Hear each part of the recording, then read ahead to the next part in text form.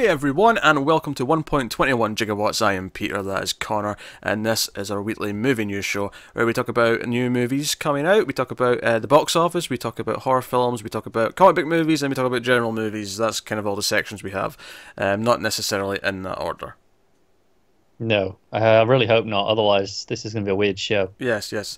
So yeah, casting updates, movies that are announced as in development, that kind of thing. Anything else that's juicy, like giant companies buying other giant companies, and if that's relevant to our movie watching needs. We used to do trailers on this show. We used to talk about trailers. However, we separated that into another show, its own little show called 1.21 Gigawatts Trailer Talk. That's already up for this week. You can go check that out. The Nun, Unfriended 2, and Dumbo were the sort of the highlight trailers, but there's a few more. So you can check that out. Which means this show won't balloon to ridiculous sizes. Now it's a quieter week anyway, but even on a busier week, it won't be too ridiculous. In theory. In theory, but hey, I'm confident. So without further ado, we'll start with the box office as we tend to do. Looking at the last weekend, the last domestic weekend, number one was Ocean's 8, kind of as expected. We did make some predictions. We predicted for Ocean's 8. I predicted 60 million, you predicted 45 million. Turns out we were both high. Obviously me more so. It was 41.6 million, which, if I remember correctly, is actually still the highest in the franchise. Oh, fair enough. I'll probably be relatively happy with it then. Yeah, I mean, it doesn't look... I mean, obviously you've got some big actors in there. I don't think the actual movie itself, though, looks that like super big budget. No. Yeah. In fact, if I look at the page, will it tell me? It should tell you, in theory. It does tell me it had a 70 million budget, which, yeah, is not... Oh, that's fine for an opening weekend then. It's not a huge budget, so so maybe that'll be fine. So that was Ocean's 8. So you were much closer with that. Number 2 was Solo, a Star Wars story, with 15.7 million.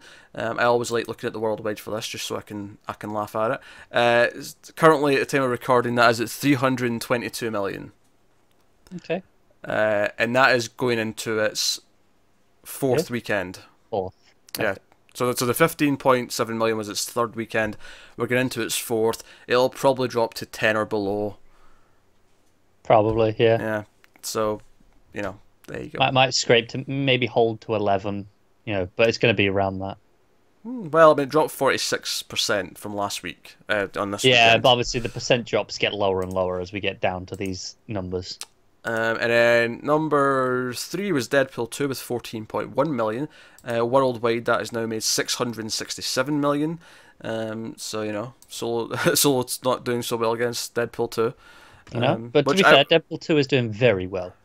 It's doing pretty well, yeah. I would never have... 2 years ago, he said, oh, well, would the Star Wars movie get trounced by Deadpool 2? Which is R-rated. If you then add that on, it's R-rated. Yeah. I think if you'd asked me 3 or 4 years ago, I'd have said no chance. But, with how well that first Deadpool movie did. Oh, true. Deadpool 1 had been out 2 years ago. Okay, I was thinking pre-Deadpool 1, really. Yeah, okay, yeah. Pre-Deadpool 1, I absolutely agree with you. Yes. Number 4 was Hereditary. We did make predictions for that. So obviously it's lower than 14.1. I guessed 12 million and you guessed 15. So you're closer. Well, not necessarily. I mean, if it was, let's say it was 14 on the dot. Okay, that's true. You'd still be closer. In fact, it's actually really close here. It's 13.5, which is me. I'm 1.5 off. Right, you're 2.5 off. No, I'm not. Oh, yeah, right. Now we're both. Hold on. 1.5 off. I have to go to the next decimal then, don't I? Hold on. Yeah. Damn it! 13,575,000. Damn it! Oh, fantastic! That is the closest finish we've had. It is. Yeah. You won that by $75,000. We don't even usually talk about the thousands. We don't need to. No, that's crazy. Oh, Jesus. That upsets me. Yeah. I mean, it shows that between us we had a good guess, though. we were in the right ballpark, yes. Right? Yes, 13 million. Does it tell me the budget of that? I assume it was low. Nah, it doesn't tell me. But, I mean, it's an A24 movie, so it's a low budget. I'm sure that's perfectly fine for it. Oh, You can look for me and Tim. Me and Tim will be reviewing that. You can get that coming up over the next few days, so you can look out for that. But yes, so that's Hereditary at number 4. Number 5 is Avengers: Infinity War in its 7th weekend with 7.2 million. And I guess we have to check because that did cross 2 billion, I believe, this week. Yes, it's at 2 billion and 6 million. Okay, cool. So, you know, it's the 4th film ever to cross 2 billion.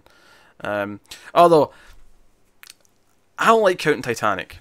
Because Titanic got Had another its re-release. Yeah, it was a real. I mean, don't get me wrong. Technically, Avatar had one too, but that was like 3 months later when it was only just out of theaters. So whatever, and it had already got to like 2.6 at that point. So who gives a shit? Yeah. It had its re-release just when it was, after the award stuff. Yeah.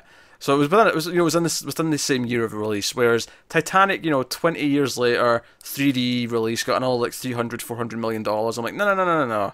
I don't like counting that.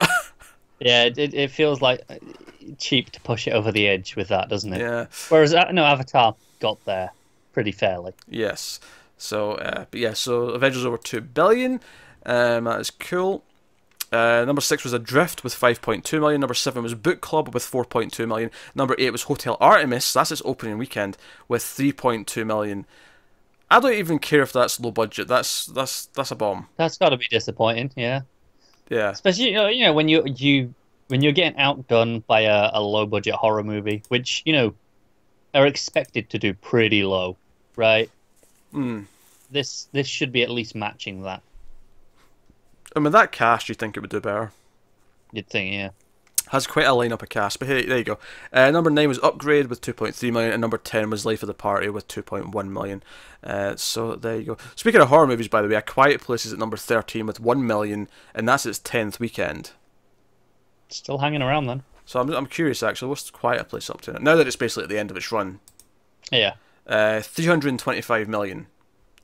Very respectable on a 17 million budget. So yeah. Can't complain at that. As for predictions this week, there's one notable thing to make predictions for, and that is The Incredibles 2. So we can make some predictions.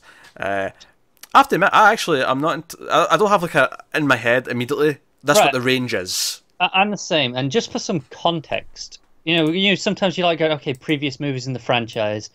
I think that doesn't really apply. It was too long ago for this. But if you look at Coco, the last Pixar movie, what did that make in its opening weekend? And we can kind of get some context. Oh, you want me to actually go check it? Yeah. So just so we've got an idea of what a Pixar movie roughly performs at these days. Coco's opening weekend, 50 million. Is that it? Yeah, that's what it made. Okay. Honestly, it seems lower than I thought it would be. I think this will be a lot higher than that. Coco, for reference, only 26% of its gross was domestic. That's insane. I did much better overseas. But hey. I think it'll be much higher than that as well. I think it's going to be over 100. Oh, at least, yeah. I'm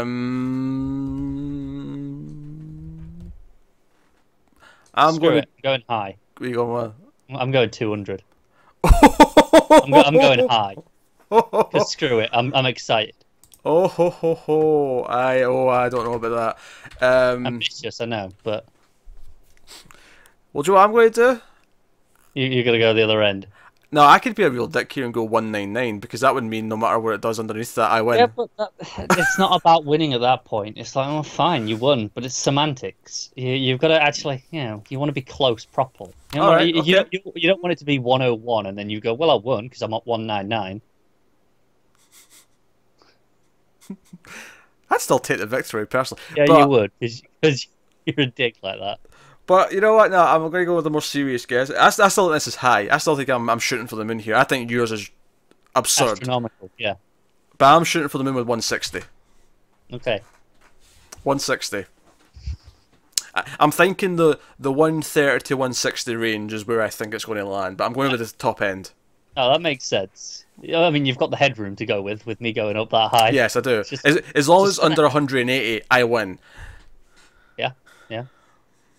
Watch it be 180 and 1. Well, 182, won't it? Alright, so that's the box office then. We will get on to the actual news. As always, we start with the comic book movies. Not much in the way of actual news, other than the fact that we know we're getting the Aquaman trailer at Comic-Con now. They've officially announced that. And they released a new logo for the movie, which I'm looking at right now. It's very aqua blue. I haven't seen it. Aqua blue steel. I will see if I can quickly search it. I have a gander. I like that the DC logo is prominent as well on it. Yeah. Oh, here we go. Here's a logo. Oh, okay. That's all right. I'd say. So that's cool. But as worth mentioning, the real kind of news here is that we got images, new images from Aquaman. We'd already had one technically. There was like one image from like months and months and months ago with that movie. But we do actually have like a bunch more images from it. We see, you know, Black Manta. We see, you know, mirrors and a bunch of them. So there's just a sense of some of the locations and that sense. I think it was Entertainment Weekly had like a whole piece on it. So there was a bunch of images that came with that. So we got all those, and we also got the first 3 images of Wonder Woman 84, if that's what they're going to call it. Which they might not. They might actually still. I think they'll just call it Wonder Woman 2. Very possibly. But we got a shot of, surprisingly, Steve Trevor. Is in the movie. Chris Pine is back in the movie, despite what happened to his character in the first one. And I'm avoiding spoilers, but it's pretty clear from context. Even not interestingly, you know, there's a bit of a time jump, and he still looks exactly the same. Clearly, there's some time travel involved. There's definitely some shenanigans of some sort. I don't know if it's short. It's time travel. Okay, sure. I guess technically, if he's resurrected in 84, that's not time travel, technically. But time travel's a reasonable guess. Yes. It's a plausible explanation. Yes.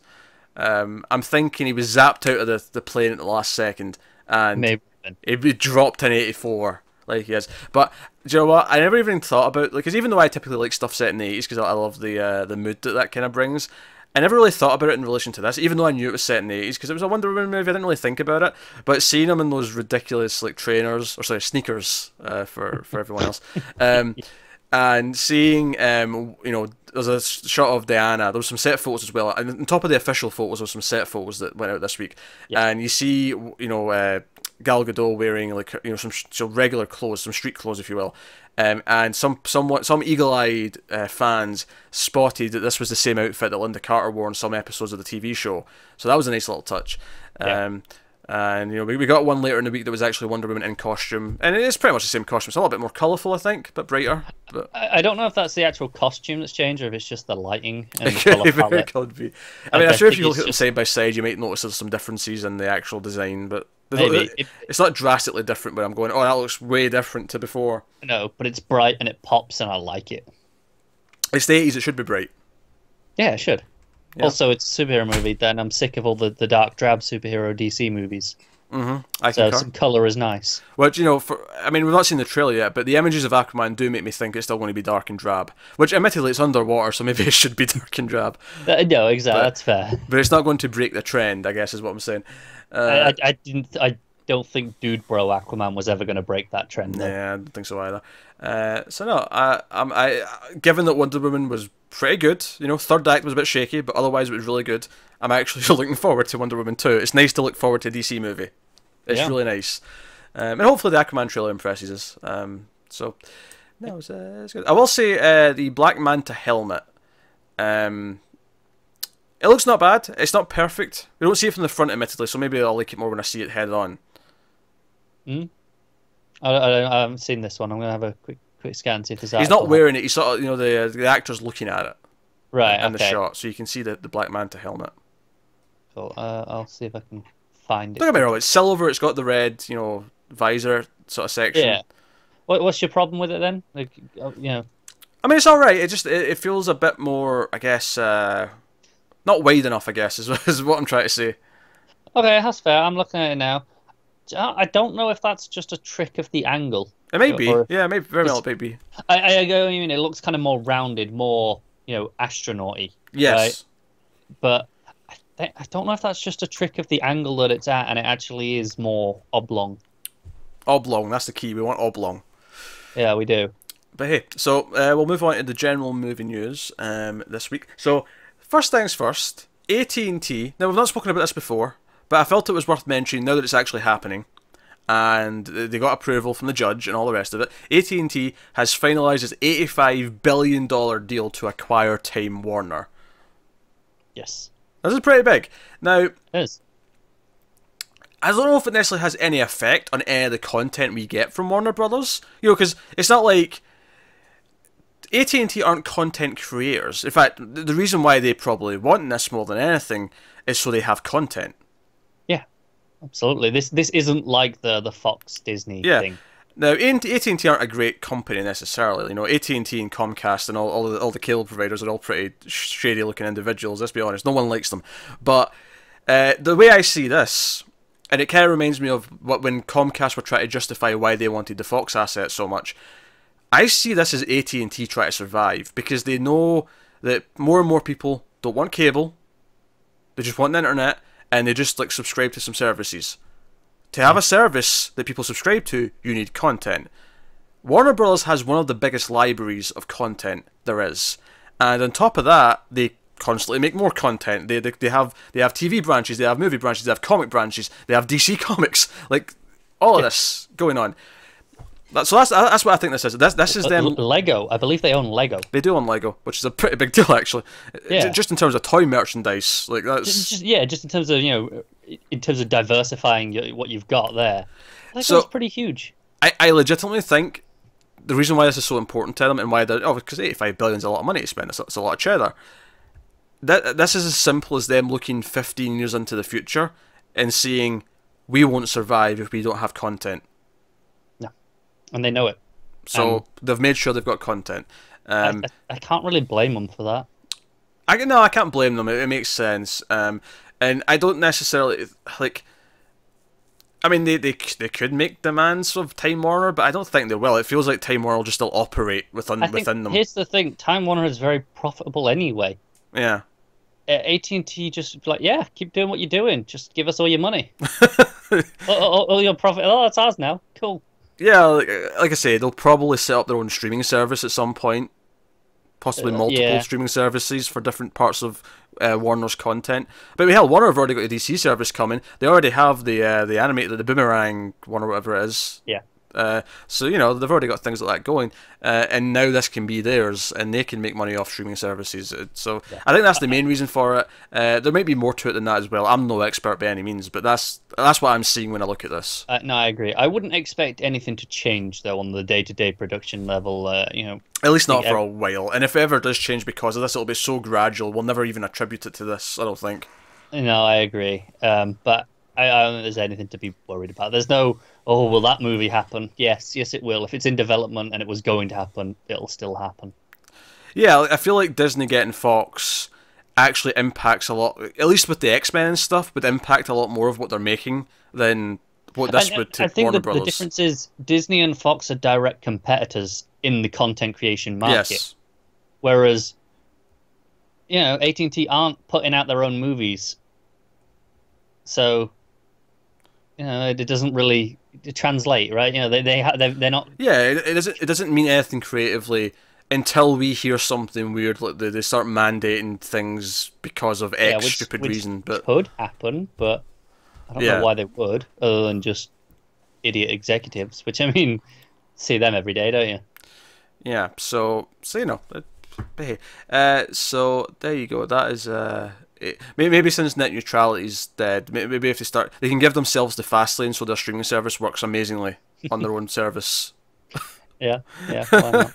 And Netflix and all the others all run like shit. As long as they're not utter dicks and make their service exclusive.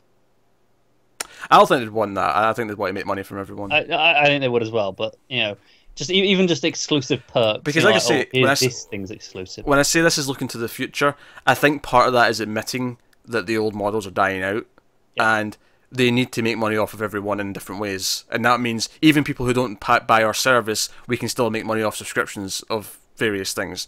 Definitely. So So there you go. That is. I thought it was worth mentioning. It's big enough that it would be weird not to mention it. And just to back up my claims that they wanted it for the content, this is a quote that I copied down. The content and creative talent at Warner Brothers, HBO, and Turner are first rate. Combine that with AT&T's strengths in direct-to-consumer distribution, and we offer customers differentiated, high-quality, mobile-first entertainment experiences. So yeah, they just want to push it all out. yes, they want to have content that they can now make money off of, and all of their channels are now filled with their own content, and they're happy. There you go. That's the reason, and it basically comes down to like a lot of these big companies merging. So there's just like a few really big companies in the future. Yeah, that's bad in just an overall level. You know, that's never a good thing, right? To have a as long as we don't lose too many, like as long as we end up with at least still a half dozen all fighting each other, we can probably survive. Yeah, it's when you get down to the 3 or 4 that it's not great. But Amazon and Netflix ain't going anywhere. No, they're stepping up big time. And I guess that's why when we're talking about Comcast making more and more bids for Fox and they might steal it from Disney, I guess the benefit to that is that, you know, to say that, you know, all things considered fair, Disney have enough content on their own to survive, whereas arguably Comcast with Universal maybe don't have enough to survive on their own. Maybe do need to merge with all the Fox stuff to make it a more robust catalogue and maybe potential. I mean, we'll see how that goes. They're still fighting out for that. But hey, so although of course Fox themselves are just laughing to the bank now that there's 2 bidders. Oh, a nice little bidding war going on, isn't there? Charge what they want. So we'll see. But anyway, so let's move on to some other movie news. So DreamWorks has titled a film that they actually just recently announced the date for this. November 21st this year, there's a Steve Carell drama coming out from DreamWorks, directed by Robert Zemeckis, of course, you know, most famously Back to the Future, Who Framed Roger Rabbit, and more recent times he did that Denzel Washington movie, Flight, was that what that was called? Yeah, I never saw it, but I think that sounds familiar. I saw it. The name was very generic, which is why I'm doubting myself if it was Flight. The movie itself ended up being quite a decent little drama, but hey, so they've called it Marwen, and Steve Carell plays the victim of a brutal attack who finds a unique therapeutic outlet to help him through his recovery process. The film's based off of Jeff Malmberg's 2010 documentary Marwen Call, which features Mark Hogenkamp, who after being left brain damaged and broke, finds recovery in a 6th scale World War II era town that he built in his backyard. So it seems like it's going to be a sort of a quirky drama with Steve Carell like building something. The sad part is it's making me think of some of season 2 of Twin Peaks with Richard's Civil War reenactment. Yeah. But I see potential here. Yeah. I mean, you know, the concept itself doesn't grab me, but it's okay. Yeah. It's a drama. You know, it's these people involved. Sure, I might give it a try if I like the trailer. Yeah. I think Zemeckis is, you know, the main reason to think, okay, this is in competent hands. Yeah. And Carell has proved himself as a serious actor in recent years. Yeah, and Zemeckis can veer a little bit into the sappy. Not maybe as much as Spielberg, but he can veer into it a little bit. But, you know. So, next up, Gal Gadot, bringing her back up from Wonder Woman. She has now been cast alongside The Rock, Dwayne Johnson, in Red Notice. We spoke about this a few weeks ago, Red Notice, in the works with The Rock, with director Ross and Marshall Thuber, who's worked with a bunch of times before. The plot has been kept mostly under wraps, but it's been described as a globe-trotting action comedy, heist thriller, designed as a three-hander between Johnson, Gadot, and then another male lead that has not been cited. So it'll be like a 3-person kind of main cast. And Gadot is going to play a brilliant and mysterious figure in the art world. So that sounds like something that Matt is going to freaking love. Yeah, I'm down for this. I know. This is something that me and the girlfriend can quite happily go and enjoy. She can have The Rock. I'll have Gal. Everyone wins, right? Who's the third person for then? I don't know. Leftovers. You've always got to have a spare line around.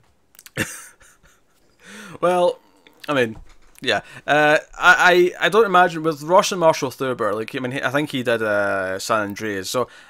I mean, I kind of enjoyed that for the dumb fun that it was, but I mean... Not expecting a good movie. No, I'm expecting something that's... Maybe I'll have a smile on my face, but that'll be a bit, like... But hey, so that's Red Notice, so that's gearing up with a bit of a cast. Next up, Dave Collard has been hired to write a CIA thriller called Neither Confirm Nor Deny, and this is Ridley Scott, Scott Free Films, is producing this. It originated last year when producers acquired the movie rights to David H. Sharp's book. You can tell why they changed the title of this. The CIA's greatest covert operation, inside the daring mission to recover a nuclear-armed Soviet sub. Oh boy. That's a mouthful. Even for a book, I think that's a bullshit title. That's the title of like a journal, though. Yes, yes. But, yeah. Anyway, so the book details the aftermath of a Soviet nuclear submarine K-129 sinking in the Pacific Ocean in 1968, 16,000 feet of water below it. Or above it, I guess. Despite a massive secret search, the Soviets never found their missing submarine, but the Americans located it as the CIA hatched Azorian, a codename for a 6-year operation to bring up the sub and its secrets, using cover story involving ocean mining fronted by the reclusive billionaire Howard Hughes. When the cover-up was blown by press coverage, the CIA's response was, "We can neither confirm nor deny." Hence the title. And that's a much better title, so I approve of that change. Yeah. I'd have to see who's directing this before I give a shit, but it's not a bad thing to base a movie around. No, it could be fun. Yeah. But no. Interesting.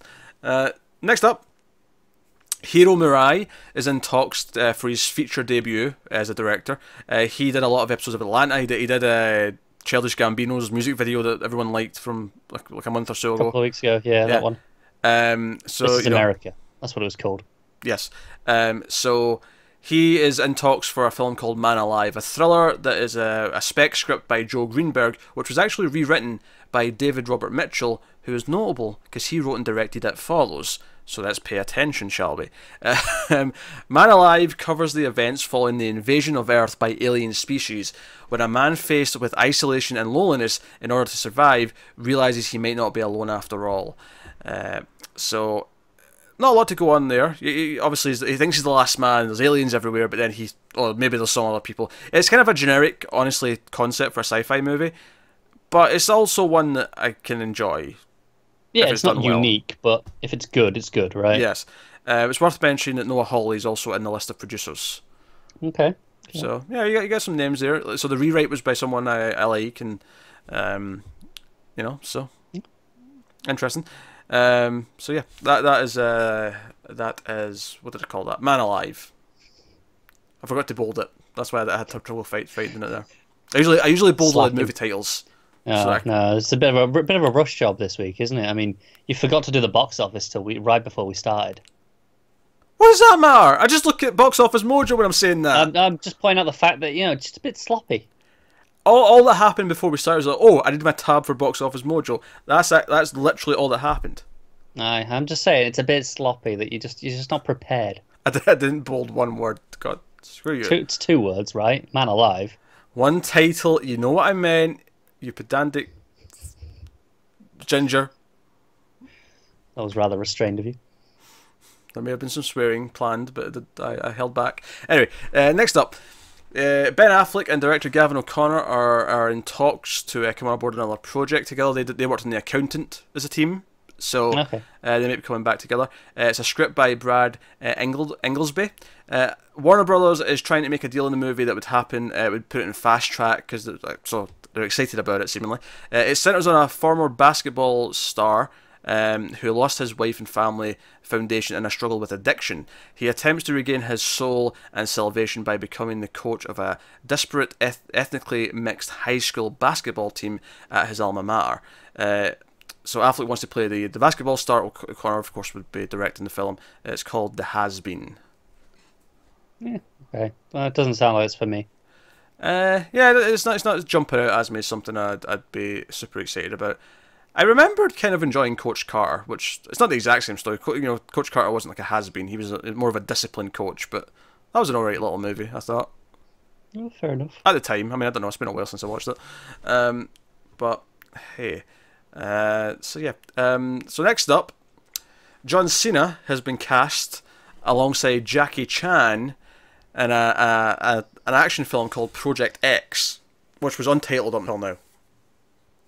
Still sounds like it's not a real title, right? It still sounds like a working title. Project X sounds fine. It sounds fine.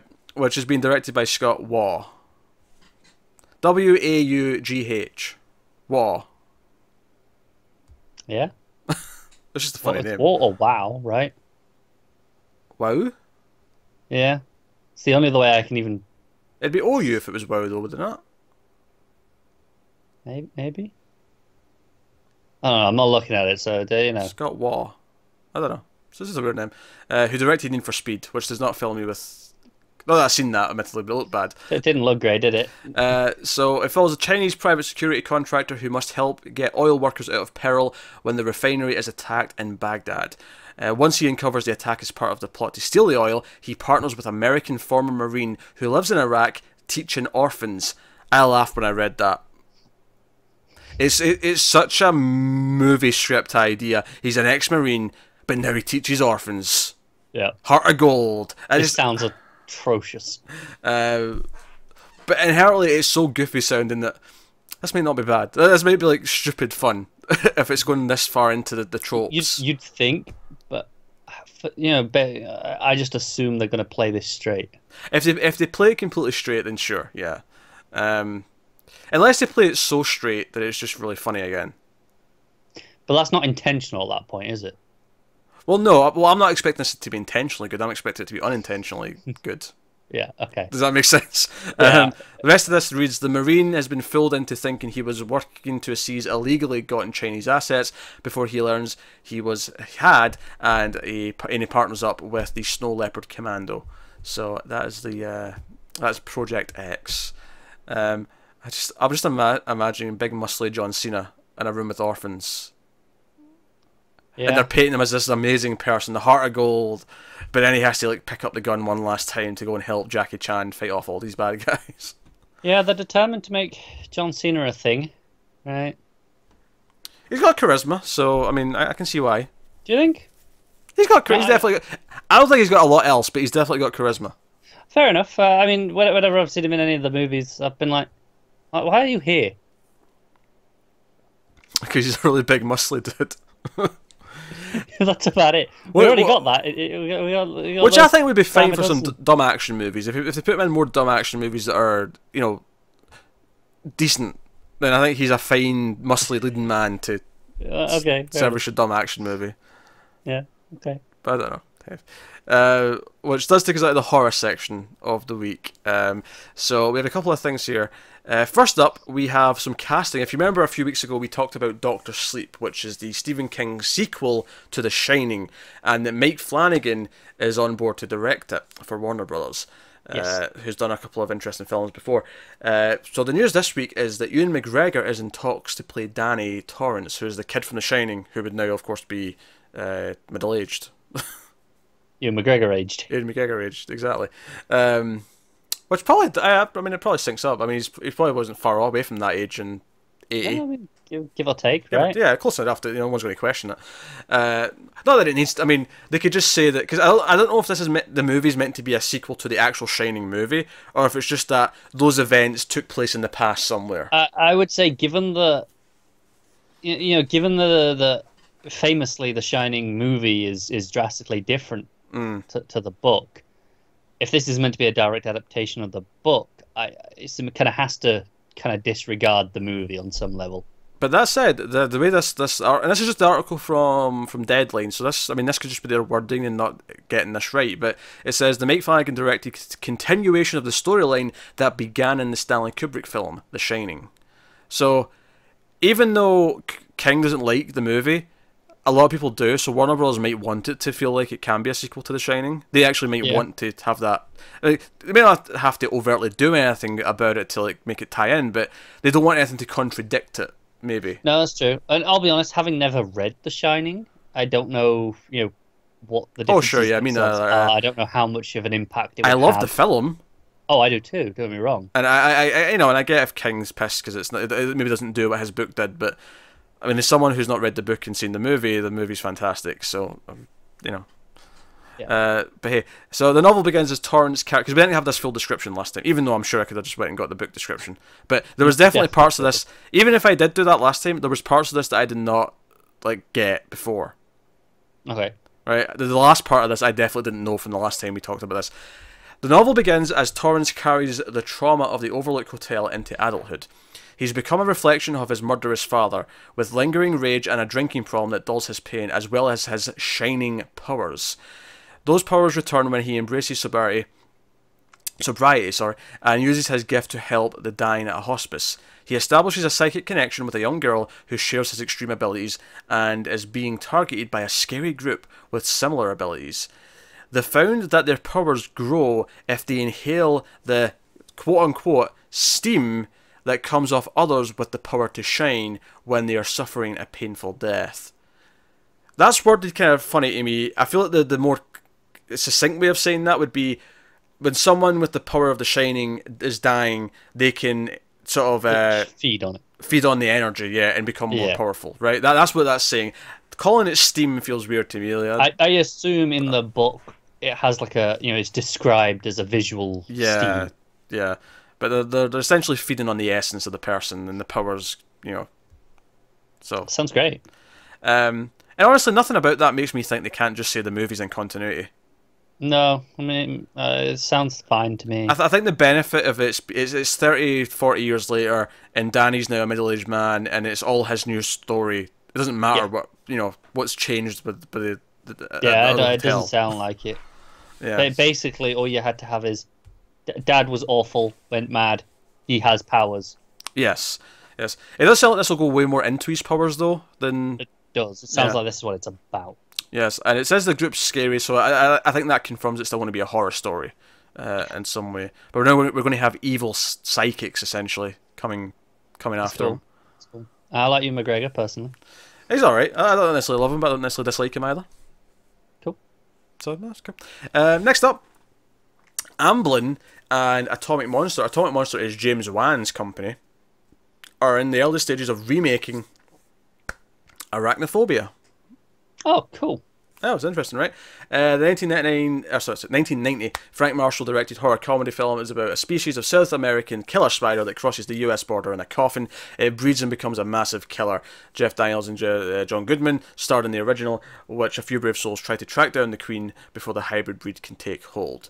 Wan won't direct it; he's just a producer. But they're they're developing it and they're looking for directors and so on. It's interesting. I mean, it's one of these things where I feel like technically it's a remake because they're just using the title again, but at the same time, I'm going to assume that the plot's going to be fairly different. Yeah, this feels to me like things that we don't really get very much anymore, but once upon a time this would have just been Arachnophobia 2. Yes. I feel this is Arachnophobia 2, with a new cast, a new, it'll be set present day. I mean, they might keep how the spider gets to the country the same way, but I feel like once, it gets there, all the events that happen will probably be just could just be a sequel. It's just a new story with spiders in the town. The only exception might be, and even this isn't remaking a moment, but they'll probably do the spider in the slipper again, or the shoe, right? Yeah, probably. That moment's going to happen, but other than that, I mean, they could pretty much do anything they want. Yeah, I'm down for this. I quite like that original movie. I have a blast with it. I do like that original movie. I do have to complain though. My Blu-ray is useless because they released a Blu-ray for it, and I think they fixed it eventually and put out like a fixed version. But the brightness on it is turned up, like on the transfer. So like black looks like really like light grey. And like everything's looks really washed out. It's unwatchable, yeah. So, and before anyone says, "Oh, turn down the brightness on your," it doesn't work, right? I tried it, all right. It doesn't work. It just looks weird after you do that. So yeah, so I'm a bit annoyed at that, but hey, no, it's fine. I think it's a fine movie to do a sort of semi-sequel reboot, whatever. Of. Yeah, definitely. I wonder if it'll still be horror comedy or if they'll veer it more to just straight. This is scary. Yeah, a part of me hopes it does the horror comedy because that's what made that movie what it was. Oh, that's fair. Now we have one last horror story which I've got not copied into my document. I've got it on just the site because there was so much text. I just felt like, you know what, I'm just going to have the site ready, and we'll do it that way. We're talking Friday the 13th. I don't know if you spotted any news about this week. I have not, but I don't particularly look for horror news that much. Well, this is the thing. You might have seen it because it kind of bled into gaming news. Did it? Yes, because the Friday the 13th, the game this week had to announce that any future they could still update it in terms of like, you know, fixing bugs and, you know, balancing it and whatnot, but any future DLC content like new Jasons, new maps, new costumes, new characters, all are cancelled. They can't do any of them. And the reason why that's happening is because right now it's wrapped up in a weird lawsuit. The rights to Friday the 13th are in a really sticky place. And I came across this article at Bloody Disgusting, which explained it quite well. Interestingly, it came from an actor who was in the third movie. Where are we? Larry Zerner, who was in the third movie. He played Shelley, a notable character. Fans of the movie will remember him as the prankster.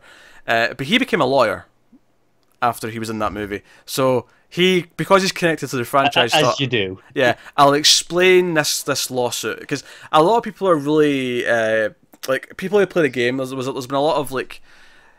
A lot. Even the game makers had to come out and ask people not to attack Victor Miller, who wrote the original film, because he's kind of at the epicenter of why the rights are in a bit of a weird place right now. And some people have been unjustly kind of giving him shit for it. But I can't blame Victor Miller. You'll see why here. It's not so much that he's been unjustly treated per se, at least not originally. Like, you know, he was hired for a job. He got paid $9,500 to write the script for Friday the 13th, and that was fine. That was what he agreed to get paid for it, and that was the contract. That was fine. He signed it, and that was it.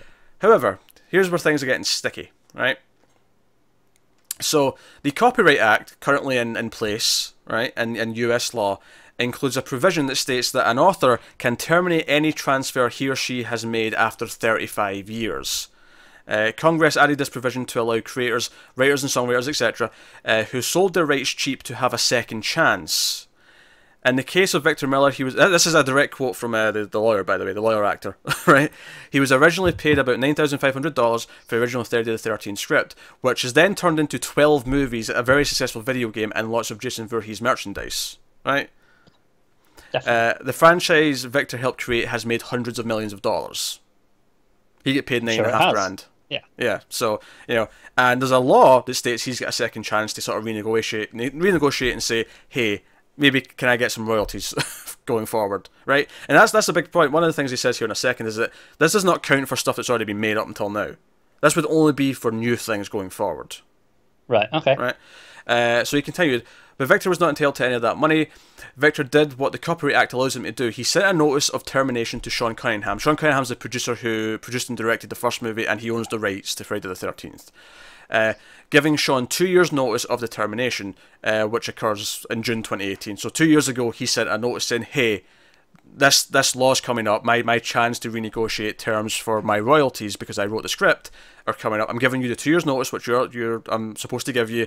And the idea is, it even says here, the way this is supposed to work is, in these cases, that the producer and the terminating writer will then have 2-year period to work out the deal and how much money will be split in future projects. It does not include any or affect any movies that are already completed. So he doesn't get anything for them, ever, right? Okay. So it's not like all of a sudden he has to owe them all these royalties that have built up over years. But going forward. Yes.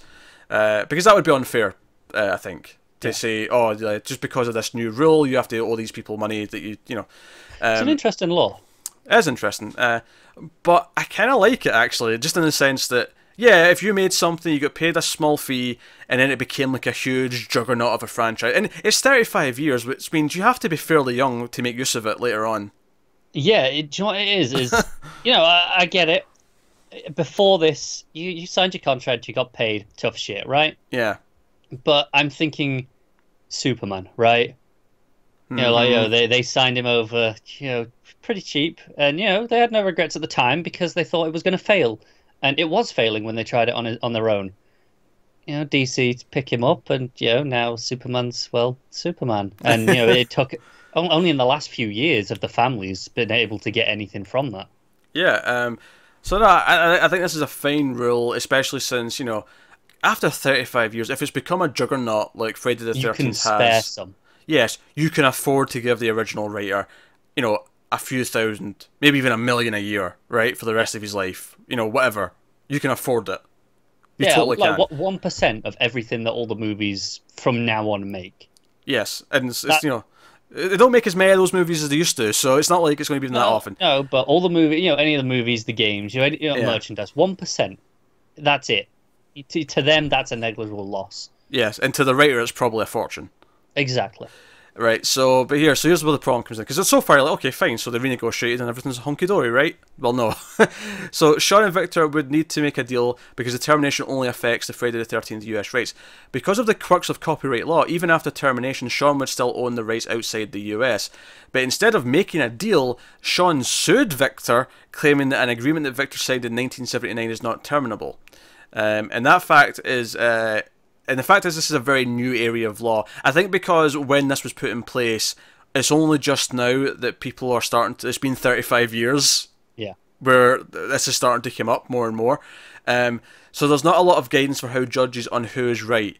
Both sides have very capable lawyers who are arguing at the case. One of the problems is that although both sides argued motions for summary judgments last October, the judge in the case still hasn't ruled. So there's not a lot of precedence for this because this is a fairly new instance. This will be a landmark case then. You know, depending on which way this goes, will determine the future of how this plays out and in future lawsuits. Ultimately, just said, it's frustrating for fans. I get that it's frustrating, but don't blame Victor. It's unfair to just say he's been unreasonable here. He's not. So, yeah. So that is the thing. I would say I wouldn't worry in the long run. I think this will get sorted out at some point, one way or another. Yeah. I mean, it's so weird to me. Like. I mean, you could argue it's just greed. I'd love to know why Sean Cunningham feels like this is on, like, why like, agreeing to pay him a little for future projects is such a bad thing to him. The only thing I can fathom is what he's asking for is actually quite a lot, right? Yeah, that's true. Maybe this is an unfair assumption on my part, but that's the only thing I can think of as to why he'd say no, as to not just take the deal.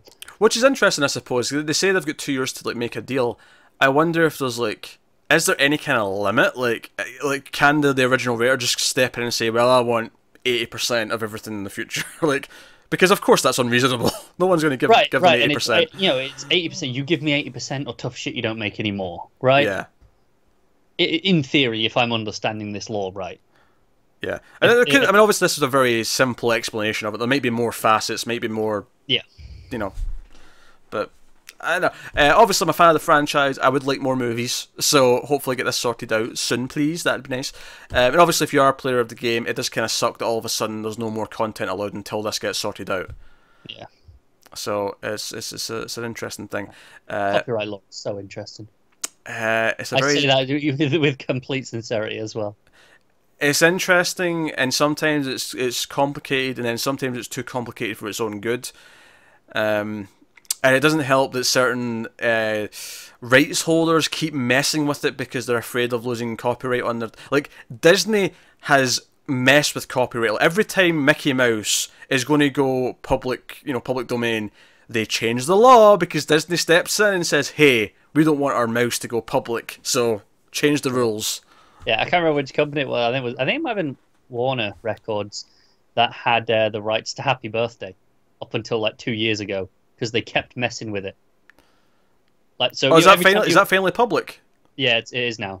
That's fantastic. For years, you would hear made-up birthday songs in movies and TV shows because they didn't want to pay for the rights. Yeah, it got cleared up like 2 years ago, I think. Oh, great! So we can sing Happy Birthday on this show, and I mean, we could, but YouTube will still be a dick about it. The auto thing is not going to pick it up if we're singing it. Come on now. Speak for yourself. I'm pretty confident I can sing a new Rihanna song and I would not get hit with copyright. That is probably true, yeah. But yeah, no, I believe that got cleared up, but that's one of those weird, someone owned that song for like 150 years. Yeah, because I remember actually when I was getting copyright law explained to me in uni, the example was used. I think was it the Beatles?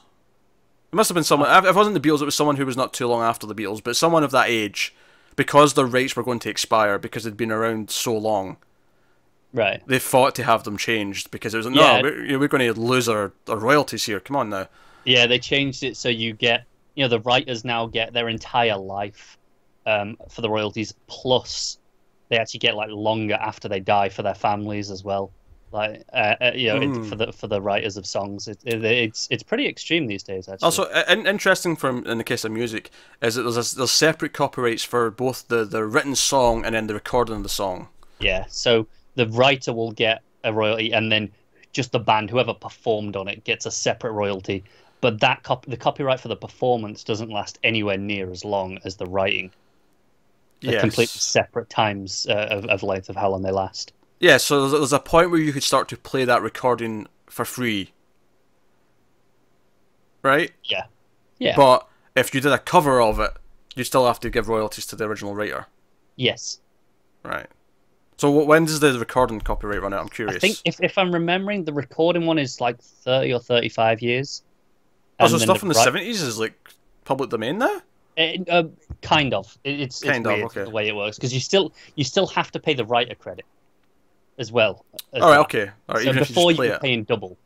Okay, all right. But now the writer credit is like 70. It's like the whole lifetime plus another 70 years.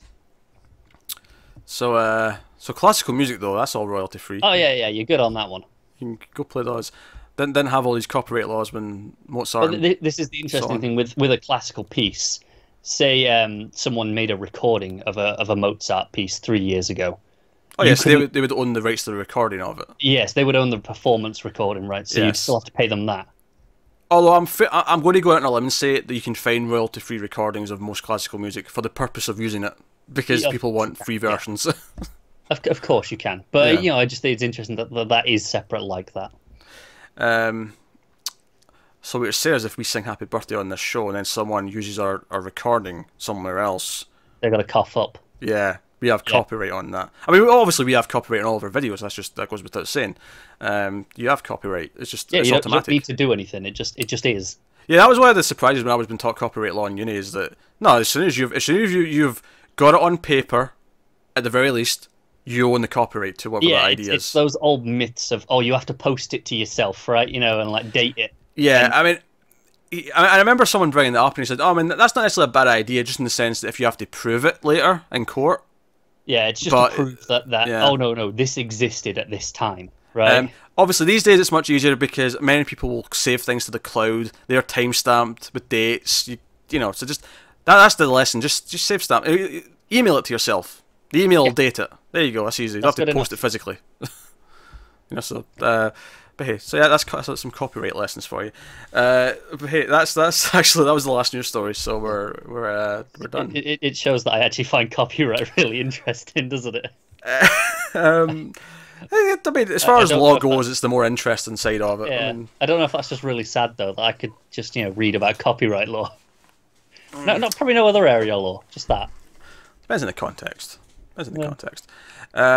So usually at the end of the show we'll discuss any movies we watched this week that went for review purposes. We'll tell you after reviews that are coming up and what went up this week. But now I don't have any yet. Now I have been determined recently to watch more movies. I gave myself a pass this week because this week was E3. I was doing a lot of E3 things at the start of the week, and there was still more coverage to watch in the few days after that. So I didn't watch any, but I don't feel bad this week. This week was always just going to be a write-off. Yeah. So that's fine. I don't know if you get any watched. Probably not. No, a multitude of reasons. I was away for the weekend, and then I came back and caught up with E3, and then the football started. Yeah. Okay. Yeah. So there you go. So Connor probably won't have seen any movies for the next month. I'm watching some in July. That's right. Yes. We're playing for points in July. That's right. Yes. Oh yeah, points are involved. But hey, so that is that. So what came up in terms of reviews on the channel this past week, in terms of the channel and also the audio feed? There's two movie audio feeds for reviews. Male Fuzz Movies, which is all the 121 shows, so that's 121 Jigowatts, 121 in Flux, and 121 Overload. And then Streams After Midnight's its own feed for the horror movies with me and Tim. And all of those are of course on the YouTube channel. You can find nice easily. So what came up in the past week? The public got 121 in Flux. They got Destroy All Monsters, the 9th Godzilla film. We keep going back to that franchise and working our way through it. So that went up. Patreon did get the Overload for May, actually. That was a little bit late because Matt was sick towards the end of the month, so we had to push that a little bit. But that was Bill and Ted's Excellent Adventure, so everyone can expect that on YouTube this coming week. The next in Flux went up for Patreon, of course. That was Alien vs Predator.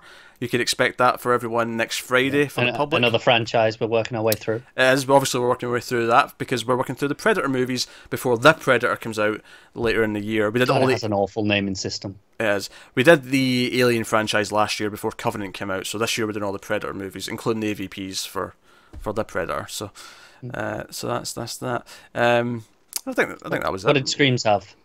Oh yeah, what did Screams have? Friday the 13th Part 5. Again, a franchise. Of course, we've just been talking about it. Yes, there you go. That was timely. That wasn't even intentional, but yes.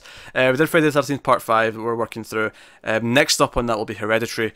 That's coming in the coming weeks, so you can look forward to that. So that's all the movie reviews that have been... And then whatever shite Tim decides to force on Peter next. Yes, well, yes. So... That's what's coming up review-wise. So that brings it into the show. You can let us know what you thought of the news in the comments below. Like and subscribe, all that stuff. Get us on the Twitters at mailed_fudge for channel updates. If you want to support the channel, support the show, and all the different stuff we do, head over to patreon.com/mailfudgetv. You get Influx episodes a week early. You get Overload episodes a week early. You get to vote on all the movie shows. One episode per month is a voted for episode by our patrons. You get access to the Crypt and the Vault, which are like two watch lists where we'll add, the Vault's the regular movies, the Crypt's the horror movies, and every so often we'll pick a movie from that list to do or put in a vote. And so patrons get to submit movies to that list. Everyone gets to see the list. The list. It won't be in the description for this particular video, but if you go to any Influx or Gigawatts, you'll get the Vault list in that. You go to any streams, you'll get the Crypt list link in that. Click on the Patreon and you'll be in the top post. There you go. Yeah, Patreon's got links to everything. It's got all the shows on YouTube. It's got all the audio feed links. Patreon's got all that stuff. And there's a link to that in the description, of course. There is a new monthly show that's exclusive to Patreon called 1.21 Extra. The first episode is coming up later this month. We're going to be talking about aspect ratios. I've been hyping this up because we decided to do this last month, but we didn't want to start it till this month. So I've been hyping this first episode for a long time now, but I'm still going to do it. We're talking about aspect ratios. It's coming up later this month. Look forward to it. Yeah, we're going to have to pick what topic we're doing next, like, really early, so that you can build that up a little bit too, because otherwise it's going to feel really left out. And you can suggest topics in the comments. We are open to suggestions. But that is, and there's an almost cancelled equivalent to that, almost cancelled extra, which will be coming probably first next week sometime, or... Yeah, next week sometime. Yeah, I think so. Yeah. So that is us. So thank you once again for watching or listening. We always appreciate it. Keep watching movies, guys, and we'll see you next time.